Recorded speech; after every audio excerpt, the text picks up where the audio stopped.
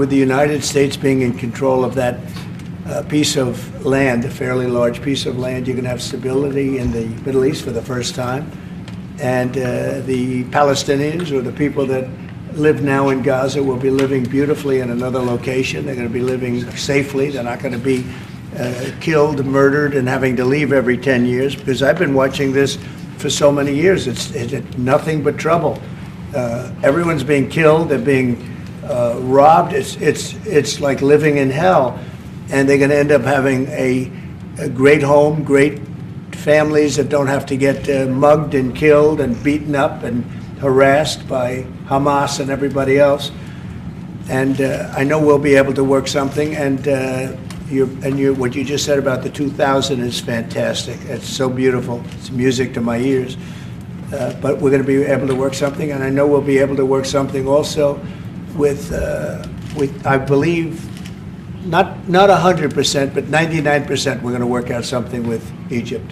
But Mr. President, during your election campaign, Mr. President, how is the U.S. going to own Gaza? Your White House has made clear taxpayer dollars won't be used for this. So what money are you going to use to buy Gaza? We're not going to buy anything. We're going to have it, and we're going to keep it, and we're going to make sure that there's going to be peace, and there's not going to be any problem, and nobody's going to question it. And we're going to run it very properly, and eventually we'll have economic development at a very large scale, maybe the largest scale on that site. And we'll have lots of good things built there, including hotels and office buildings and housing and other things. And we'll make that site into what it should be. And the people from Gaza who wouldn't be able to be there for years, because you're talking about just to get it and prepare it and to take care of all of the problems that currently it has, as you know, tunnels, and people are in those tunnels, and you have some good people and some bad people, and you may have hostages right now. You know, you have the hostages possibly there. They don't know where they are. All right, go ahead. Mr. President, you were saying that Palestinians will live somewhere else safe. Where exactly do you want them to live? Well, it's not where I want them to live. It's going to be where we ultimately choose as a group. And I believe we'll have a parcel of land in Jordan. I believe we'll have a parcel of land in Egypt. We may have someplace else, but I think when we finish our talks, we'll have a place where they're going to live very happily and very safely. And, you know, don't forget, they only want to be on the Gaza Strip because they don't know anything else. They've never had an alternative. And they don't want to be on the Gaza Strip, but they have no choice. They have to be. And they're being killed there at levels that nobody's ever seen. No place in the world is as dangerous as the Gaza Strip. They don't want to be there. They have no alternative. When they have an alternative, not one person will want to stay where they are.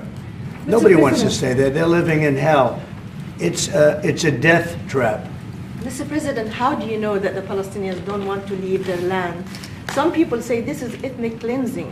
You won't be able to force them to leave their land. We're moving them to a beautiful location where they have new homes, where they can live safely, where they'll have doctors and medical and all of those things, and I think it's going to be great. That doesn't concern you that moving 2 million people from there? It's a very small number of people relative to other things that have taken place over the decades and centuries. It's a very small number of people, and they're living a terrible life. Look at the way they're living now. Nobody's living like that in the entire world.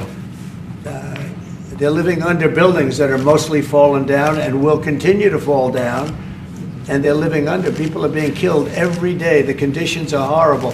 There are no conditions anywhere in the world that are worse than the Gaza Strip right now. Mr. President, you've said before that the U.S. would buy Gaza, and today you just said we're not going to buy Gaza. We're not going to have to buy. We're going to have Gaza. We don't have to buy. There's nothing to buy. We will have Gaza. What does that mean? No reason to buy. There is nothing to buy. It's Gaza. It's a war-torn area. We're going to take it. We're going to hold it. We're going to cherish it. We're going to get it going eventually, where a lot of jobs are going to be created for the people in the Middle East. It's going to be for the people in the Middle East, but I think it can be a diamond. It can be an absolute tremendous asset for the Middle East. And you're going to have peace. It's going to bring peace in the Middle East. Gaza, the way it is right now, every 10 years you're going to have the same thing happening. I've watched it so long, all the death and destruction of Gaza. A civilization's been wiped out in Gaza. No, it's going to be a tremendous thing. It's fronting on the sea.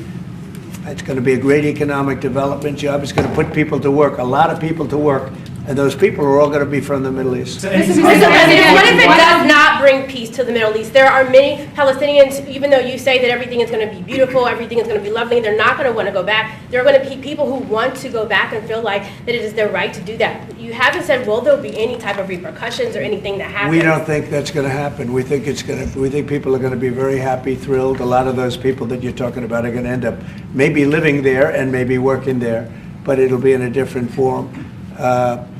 We have had tremendous support for this project, and we think the biggest asset of the project is going to bring peace ultimately to the Middle East.